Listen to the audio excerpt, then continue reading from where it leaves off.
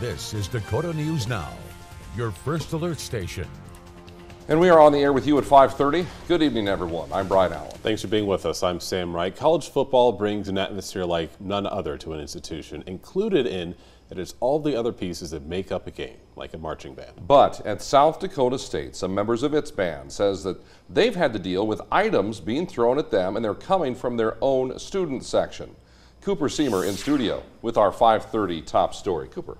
Yeah, Brian and Sam, a member of the Pride of the Dakotas Marching Band that we spoke to today says that they've had to deal with empty bottles of alcohol being thrown at them during football games. While for the moment it's stopped, they'd like to see a more permanent solution in place.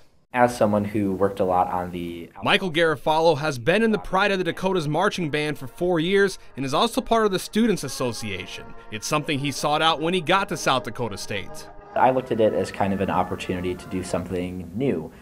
In high school, we just did parade marching, but in college, we do the halftime shows at every football game and the pregame shows.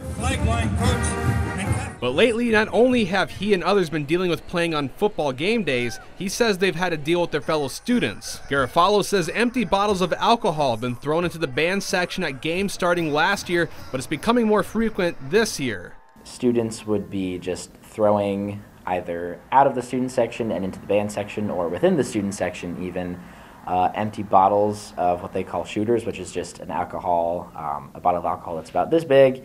The worst incident came on September 30th when South Dakota State played North Dakota. Halfway through the game, Garofalo says it got so bad that law enforcement and security had to intervene. But since then, they haven't had anything thrown at them with added security. That includes the Hobo Day game a couple of weeks ago. I think a lot of people saw that as a pretty effective deterrent, because after that it stopped for the rest of the game. It was pretty calm. When we reached out to South Dakota State for comment, the university directed us to this post on X by Director of Athletic Bands Kevin Kessler, thanking university staff, law enforcement, and student leaders to step in and de-escalate the situation. Garofalo says while he's thankful things have been quiet for now, what he really wants is the respect from his peers during game day.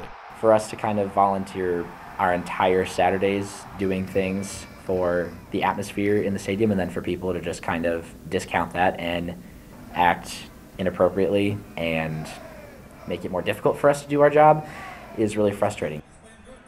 Now, Garofalo says that the members of the band that he's spoken with say that none of the incidents have made them want to stop performing in the band, and he says he's hopeful that further intervention from security and law enforcement will prevent something like this from happening again.